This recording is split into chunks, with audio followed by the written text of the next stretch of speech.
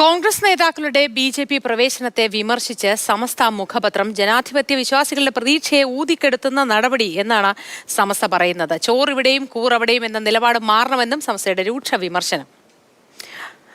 വിവരങ്ങളുമായി ഷഹീദ് ചേർന്നു. Muhammad Shahid, good morning. ഇപ്പോൾ സമസ്ത ഇവരുടെ കാര്യത്തിലൊക്കെ ഇടപെട്ട ഒരു അഭിപ്രായമൊക്കെ പറയുന്നു. സമസ്തയാരാണ് ഇക്കാര്യത്തിൽ ഇടപെടാൻ എന്നത് സംബന്ധിച്ചൊക്കെ സമൂഹ മാധ്യമങ്ങളിൽ രാവിലെ മുതൽ പ്രതികരണങ്ങളൊക്കെ വരികയും ചെയ്യുന്നു. എന്താണ് ഇതിൽ പറഞ്ഞിട്ടുള്ള മറ്റു കാര്യങ്ങൾ? ഗുഡ് മോർണിംഗ് മുത്തി.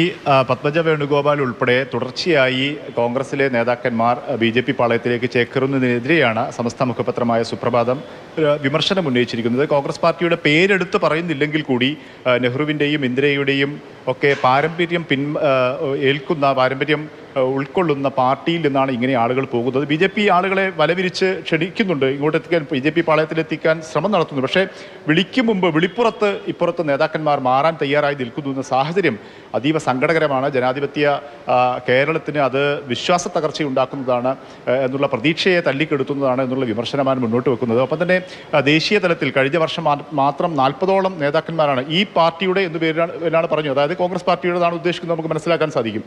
40ഓളം നേതാക്കന്മാരാണ് ഇങ്ങനെ സമാനമായ രീതിയിൽ ബി.ജെ.പി. പാളയത്തിലേക്ക് ചേക്കേറിയിട്ടുള്ളത്. ഇത് ജനാധിപത്യ